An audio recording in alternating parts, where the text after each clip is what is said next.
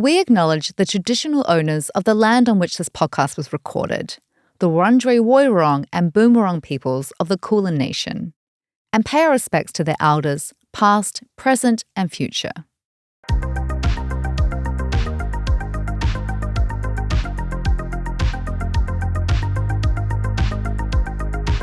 Welcome to the podcast series of Raising the Bar Melbourne, curated by the Faculty of Medicine, Dentistry and Health Sciences at the University of Melbourne.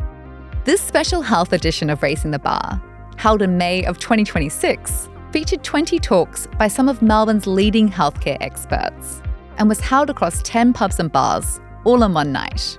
The speakers presented topics ranging from AI and cancer research to understanding ADHD and neurodiversity, helping kids sleep, healthy social media habits, the future of robotic surgery, and much more. In this episode, you'll hear Professor Harriet Hiscock delve into common childhood sleep problems, their root causes, and offer practical strategies to improve sleep for kids and parents alike. I think I'm mic'd up, and I just want to say thank you for coming along. One of the kids here, how old are you?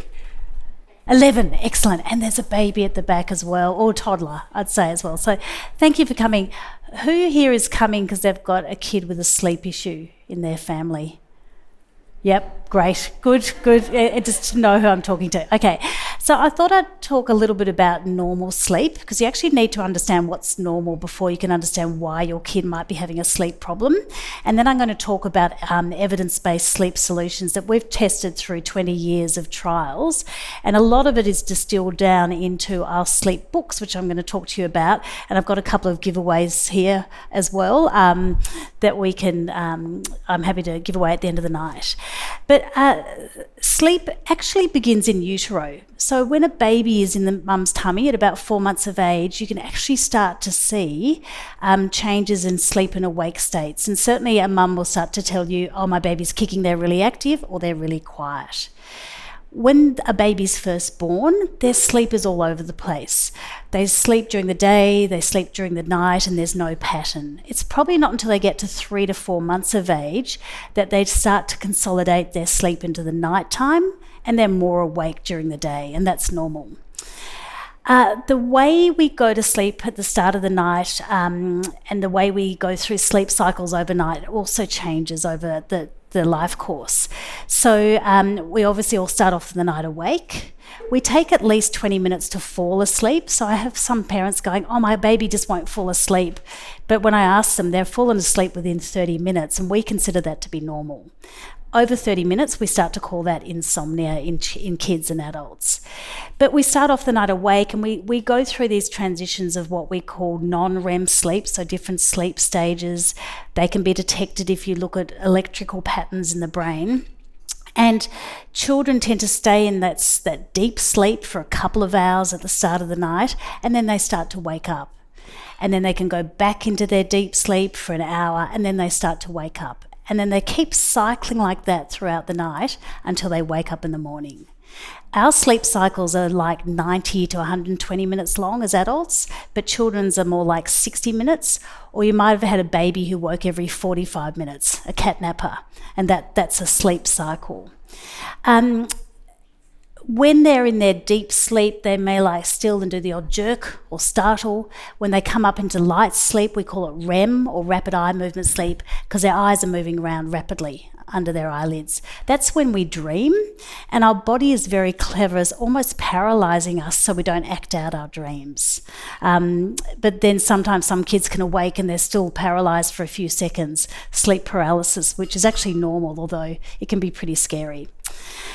There's a couple of main drivers of getting to sleep, two systems. One's called the homeostatic system, and the other one's called the circadian rhythm, or your body clock. The homeostatic system is a very fancy word, but basically it's your drive to go to sleep. So if you've had a really bad sleep the day before, or you've been out all night and you've had too much to drink and you don't have a good sleep, the next day you're going to really feel tired, and that's your homeostatic drive to go to sleep. Sometimes what people do is end up napping which makes you feel good after the nap, but then you can't get to sleep that night. And that's a real problem we see, particularly in kids going to childcare, where they have long naps at childcare and their parents can't get them to sleep that night. So that's your homeostatic system. The next one you probably know about is your body clock or your circadian rhythm, and that's your 24-hour sleep cycle. And that's driven by things internally to your body as well as externally. So internal things are like body temperature. So when we go to sleep at night, our body temperature drops to let us go to sleep. If we make kids too warm and overheat them, they can't get to sleep. So actually sometimes it's pulling off a few layers is better than otherwise. The other drivers that we have is melatonin, which you probably all know about. So melatonin is a natural hormone produced by our brain, and it comes up at night time to let us go to sleep. But what do you think's stopping melatonin, particularly in kids and teenagers? Screens, exactly. So anything that comes in through the eyes comes to the pineal gland, which is where we make melatonin, and switches off melatonin production. And that makes it really hard to go to sleep, and we can talk about that in a little bit. So that's one of the big drivers is melatonin. There's other things like scheduling, when you have to get up to go to school or drop off to kinder or have a meal. That all regulates our circadian rhythm. And we have natural peaks and troughs in our circadian rhythm. So a common trough is about 3 o'clock in the afternoon when you reach for a cup of tea or coffee or something to eat because you're feeling really sluggish. That's normal. Another trough is in the middle of the night, so that's fine because hopefully you're asleep. There's really 2 annoying peaks for parents. One's about 5 a.m. Has anyone got an early morning waker who wakes up before 6 and just won't get back to sleep? So that's one peak. And the other one is actually in the evening, that's second wind. Has anyone got a grandchild or a child who has a second wind? And that's a circadian peak, so it's actually part of our 24-hour sleep cycle. So we've got those natural peaks and troughs, and we've got melatonin as well. And when we think about sleep problems in babies, toddlers, children, teenagers, we can divide them into sort of medical problems and behavioural problems. I'll very quickly touch on medical problems, but they're actually less common than the behavioural problems. So the main medical problems you might know about are sleep apnea. And sleep apnea does happen in kids. It actually peaks in preschool age children, so 4 or 5 years of age, because the tonsils and the adenoids are relatively large in the throat compared to the diameter of the throat. So we do get, particularly that primary school age, presenting with snoring, stopping breathing, gasping in the middle of the night. And I often get parents to film it for me and bring it in for me to see. We can do formal sleep studies, but often there's like a 12-month or longer waiting list for them in the public system. And the treatment for that, and we've done at the Murdoch Children's Research Institute, we've done really well-controlled trials where we've looked at saline, so saltwater drops, versus steroid sprays in the nose for 6 weeks. And in both of those, about 40% of kids get better. So a lot of those kids in the past have been taken off to get tonsils out and adenoids out and have, surgery, which is a big procedure and it has complications, but actually 40% of them will get better by themselves. But it's quite hard for parents to wait that long. If we look at behavioural sleep problems, we start to think about problems getting to sleep, waking up overnight, or waking up before 6 a.m, or a combination of those things. So the really important thing is to know that as you go to sleep at the start of the night, we have what we call sleep cues or sleep associations. So I go to sleep with a pillow under my head. If Liz came into my room when I was in the middle of my deep sleep, like 2 hours into my sleep, and pulled my pillow away, I wouldn't wake up. But as I come up into light sleep, I'd go, hang on, where's my pillow? And it's not until I found my pillow and put it under my head that I could get back to sleep again. So that's a sleep association for me. Kids have all sorts of sleep associations. Feeding to sleep, rocking to sleep, dummies, tickling to sleep that Liz was talking about, all sorts of things.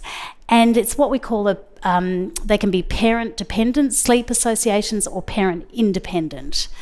Independent examples might be some kids will hold a toy and go to sleep with a toy puppy, or babies might go to sleep with a dummy and they can keep that in and they can go to sleep and manage that without a parent. So the key often to sleep issues that I see is how a kid falls asleep at the start of the night, and can they do it by themselves or not. The other really common issue that we see is that, particularly in toddlers, is they come in and out of their bedroom at the start of the night. And we call these curtain calls. Has anyone got that issue where they try and put their kid to sleep and they're up 5, 6, 7, 8 times? I want a drink. I want to go to the toilet. I'm scared. I want a hug.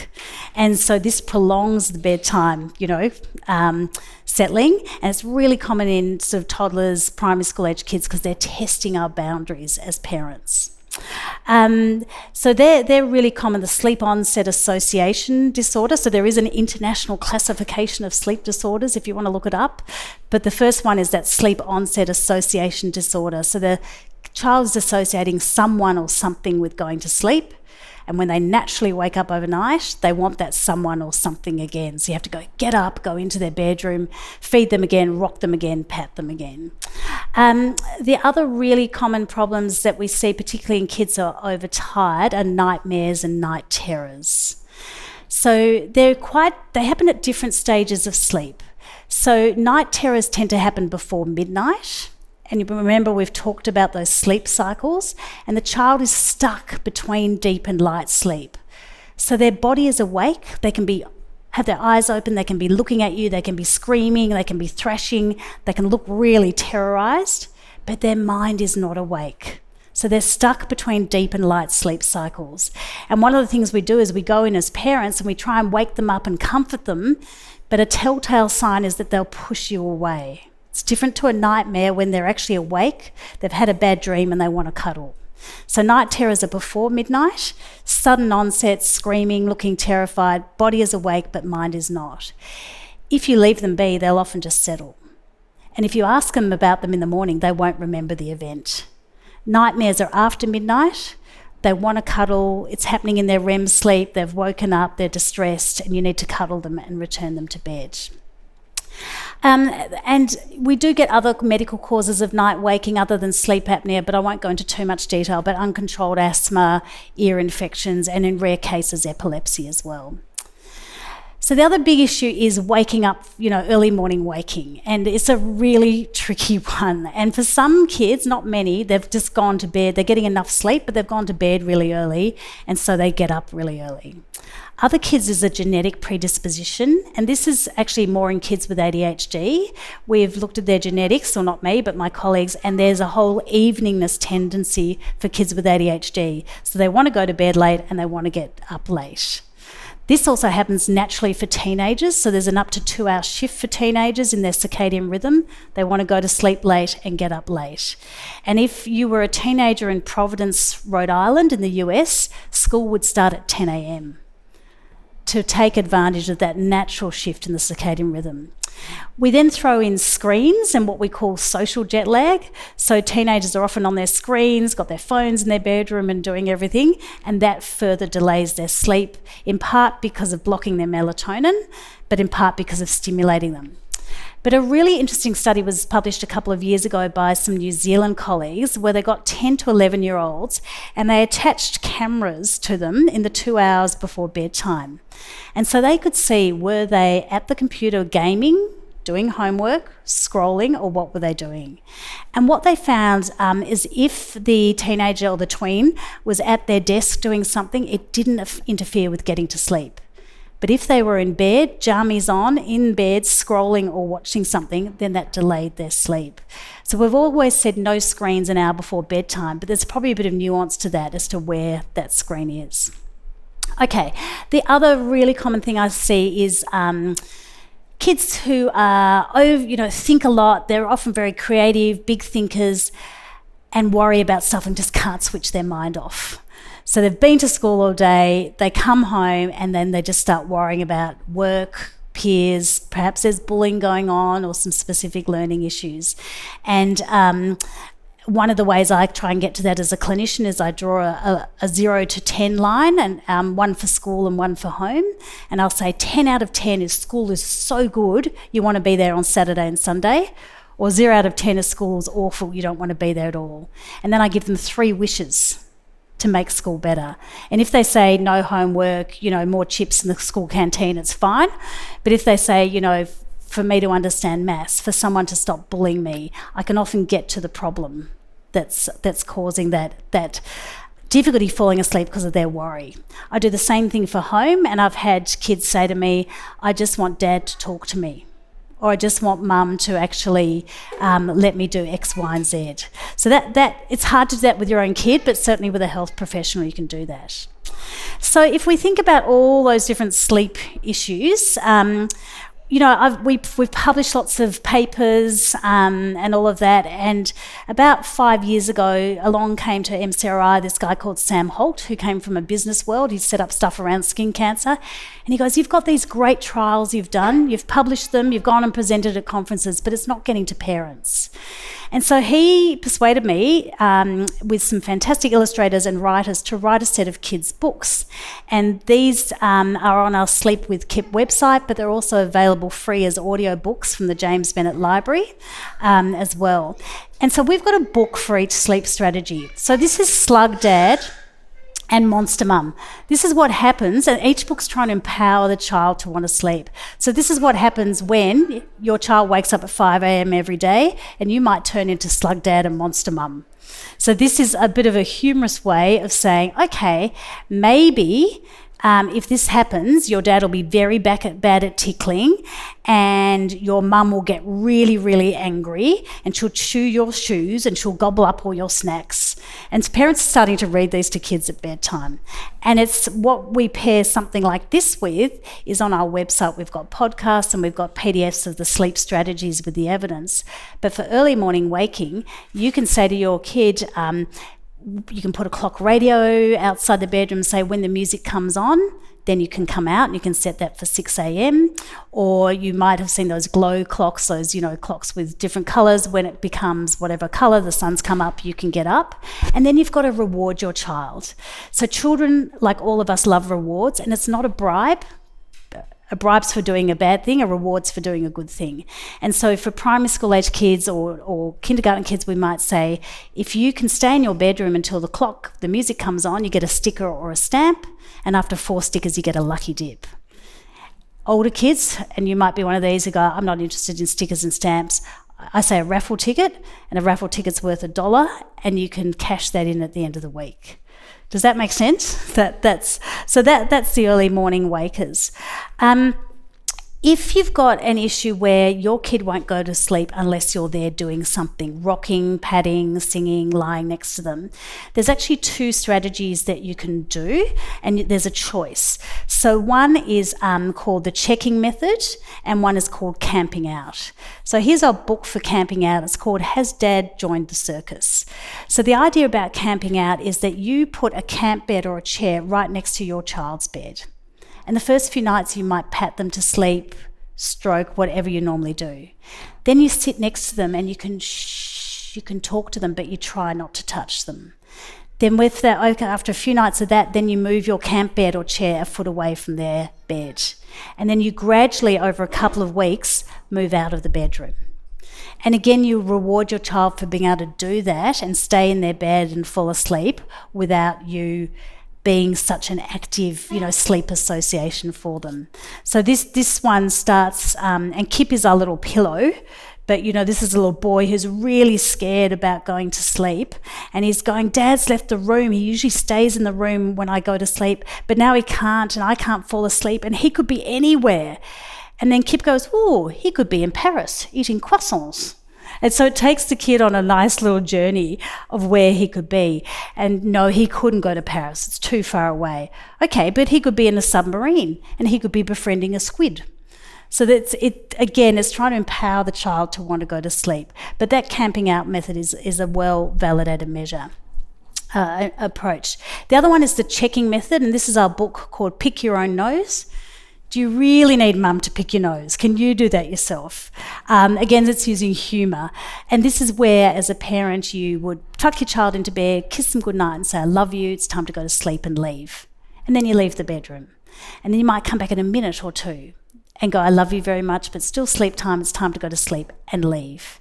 And if your child's quiet, you would leave them. If they start arcing up, calling out, you might go back in, but you make each visit boring and repetitive.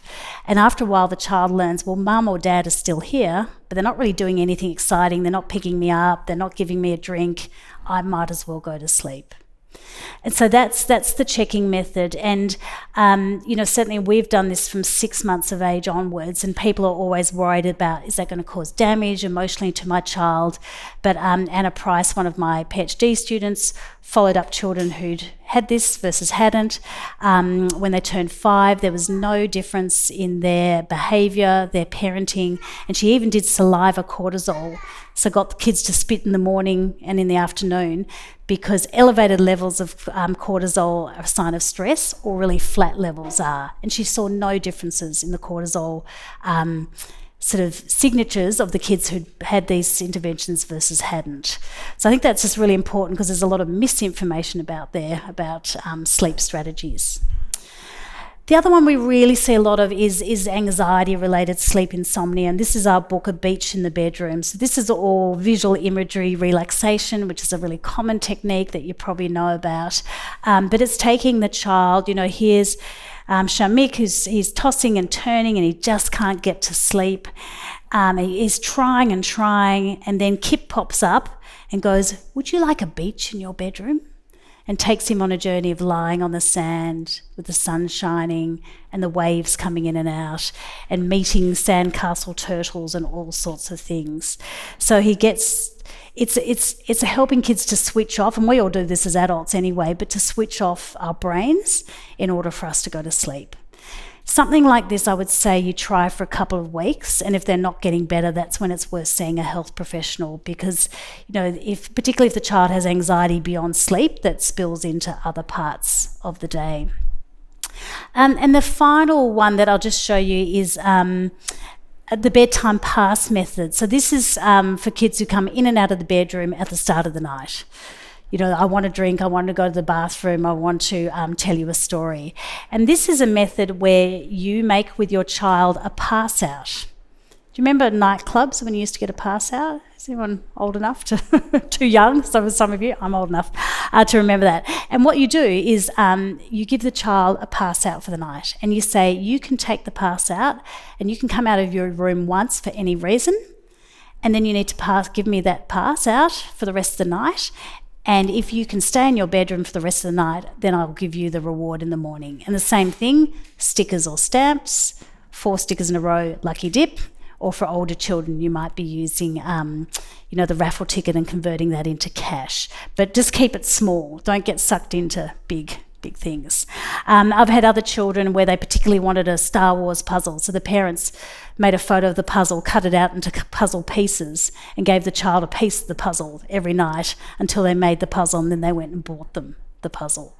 The other thing too, just with anxiety, the other strategies is, as well as visual imagery and relaxation, one of the things we all do if we're anxious is we keep on going on and on. We call it perseveration about the problem. And sometimes what we say to children is you get a worry book or worry box and you write down your worries, and then you close the book on it for the night. And it's just a way of trying to contain those worries. And then we'll also say, if you're going to talk about worries, don't do it just before bedtime, because that just makes it worse for the child. So you might have a designated period after school or after kinder for 15 minutes where you talk about worries.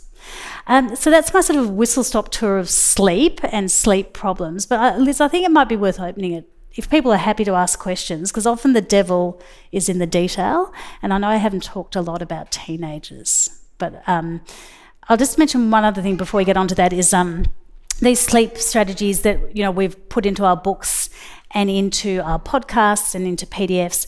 We've trialled them in children with ADHD and in children on the autism spectrum, and they all work. So it's a similar approach.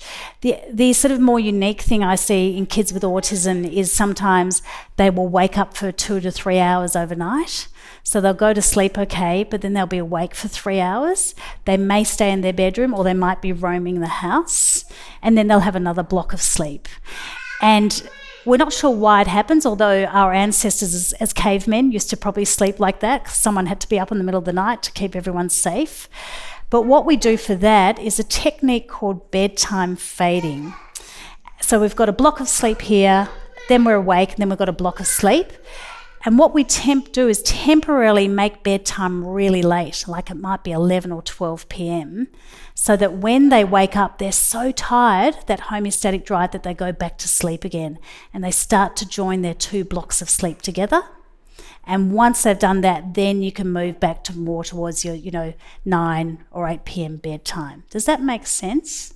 That's when you've got the kid who's awake for 2 hours overnight. And again, that's a sort of 2-week gradual process. It's a bit like adjusting to jet lag. You're trying to bring those 2 separate blocks of sleep together and then just gradually bring them forward in the night. I have a son, 7 years old exact, and he got the issue like he always wake up during the night and find people to sleep with, especially me or my husband or my older son. Yes. So I'm not sure what is happening. I have never asked doctor for this, but I just observe. Really, really common. Can he put himself to sleep at the start of the night, or do you have to be there? He always needs somebody to read books. Yes. Yes. So he's got a sleep association, a bit like my pillow. He's got one of you. And so it's normal. So waking up overnight is normal, but if you haven't learnt to put yourself to sleep at the start of the night, you can't do it overnight. So the first step to helping your son is for him to learn to put himself to sleep at the start of the night without one of you guys there, so that when he naturally wakes overnight, he can look around and go, okay, that's all right, I can go back to sleep. Because at the moment, the last thing he'll remember is mum or dad being there, so he'll naturally want mum or dad back again. So you can use that camping out method, or you can use the checking method. And work out, you can have a look, you'll be able to listen to this, but we've got podcasts about all of this on the website you can just listen to as well. And there's no right or wrong method. You can just decide as a family which one suits you. And because he's 7, it's quite good to give him a choice. Do you want mum to come in and out of the room, or do you want dad to stay there on a chair and gradually move out of the room over a couple of, 7 to 10 nights? Because that then gives him a bit of power. And then once you've chosen which strategy, you can do the audio book to reinforce it. Thanks a lot. Yeah, pleasure. Very common problem. Hi, my name is Stacey. I'm one of the health professionals that you were talking about, who people will go to if kids have anxiety issue. Yeah, great. So I receive a lot of referrals from GP if a kid or teen has anxiety issues and they have sleep difficulties and sleep hygiene don't work for them.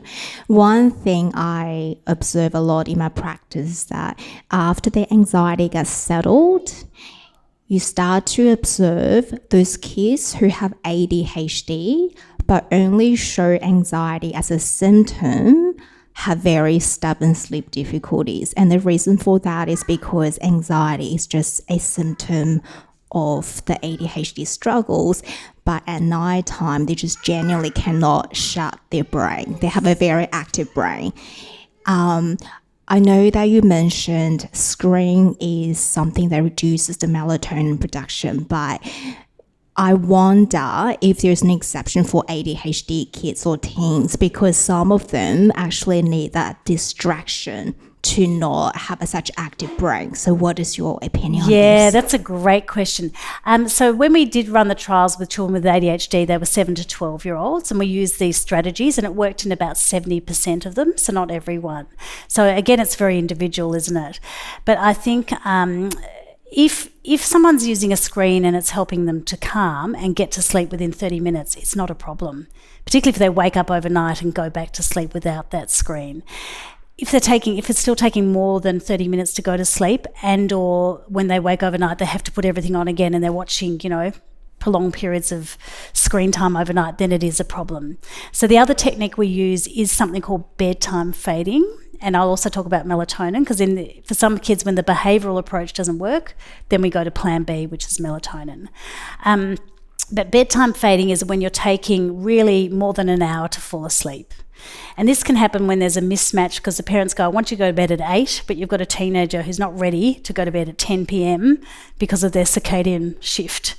And what we do is we temporarily set their bedtime late, and we move it forward by 15 minutes every few nights.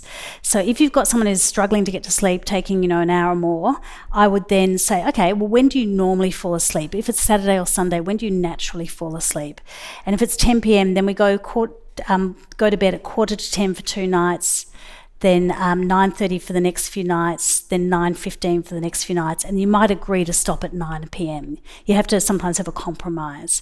But that bedtime fading can really help reduce the amount of time the child's in bed, lying in bed, worrying about stuff, because they're out of the bedroom until this time, reduce the fights that go on between parents and kids about bedtime, because that's normal, and you're trying to put your child to sleep when they're really drowsy and they're almost ready to go to sleep. So you really push that bedtime. And the parents look in horror at me, because sometimes I say, right, he can go to sleep at 11 p.m, and the kid is delighted.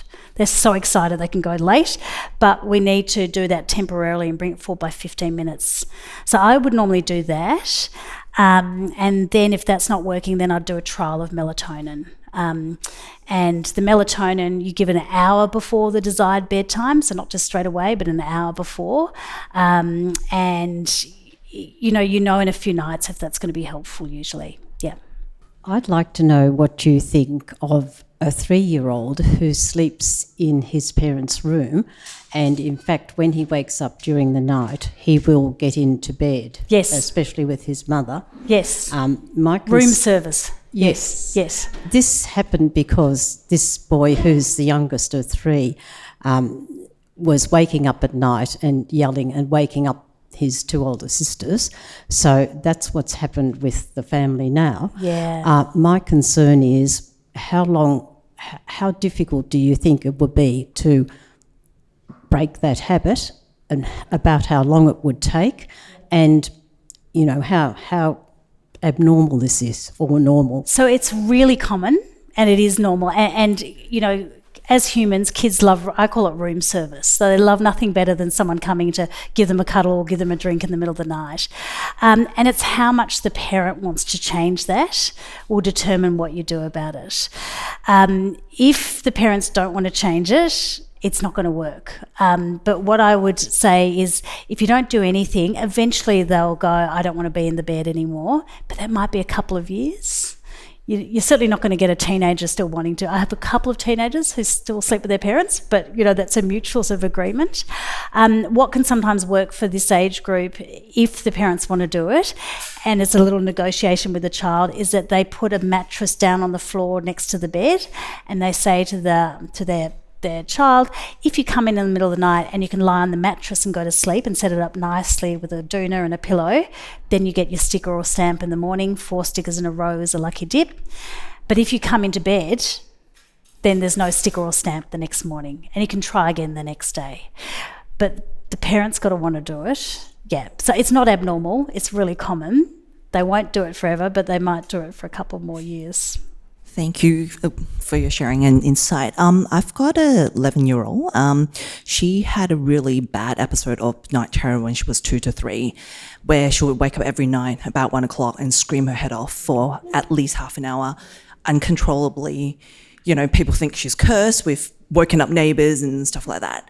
And ever since, I think that she hasn't had really quality sleep, is what I call it. She would sort of be really jumpy, she'll kick her, feet, and, even though she's asleep, but I don't really feel that she has deep sleep. And when I ask her, is that something troubling you? She's like, no. But you can tell, the quality of sleep is not great, because maybe, she's naturally got eye bags, but, she's had eye bags for quite a long time. So it kind of just shows signs that she's not sleeping very well. So I don't know if it's something that's worthy of seeing a doctor or doing sleep studies or... Look, I think it depends how she's functioning in the day. So sleep quality is really hard to judge subjectively, because the person's asleep, and as a parent you can't be there all the night. So if she's getting up on time without too much of a fuss to get to school, if she's going to school and not falling asleep in class or not falling asleep on the way home, And she's generally, I know it's hard at 11, not too cranky or not, a big change. She's probably okay. Some kids are more restless sleepers than the other. The other thing I didn't mention was restless leg syndrome, which happens in adults but happens in kids, and it's familial. And that's a sensation at the beginning of the night where they feel like there's might be like pins and needles or ants crawling up their legs, and they have to move their legs to relieve that symptom. So just making sure that's not happening.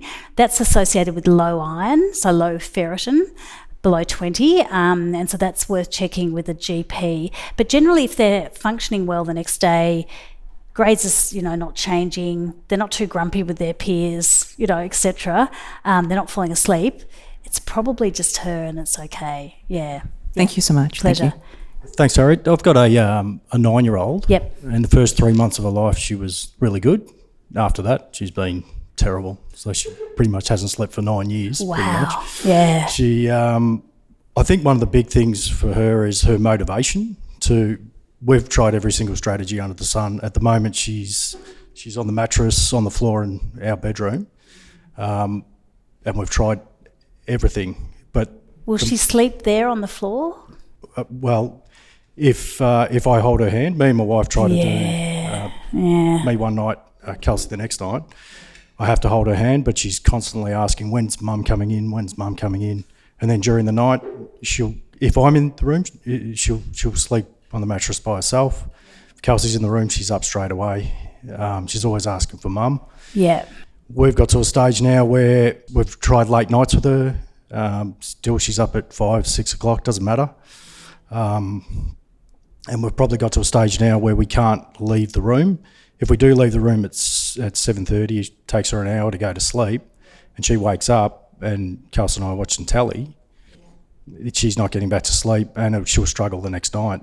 So I guess there's a lot there, but I guess my question is motivation to try to change, to try the strategies that we've been given by professionals like yourself. Yeah. But that motivation for the child to do it is very, very difficult if they're stubborn. Yes. She's a very good athlete, my daughter, but the things that she's weak in, she won't try. She'll concentrate on the things that she's good at, but the things that she's not good at, she's got no motivation to do it, and it probably includes sleep.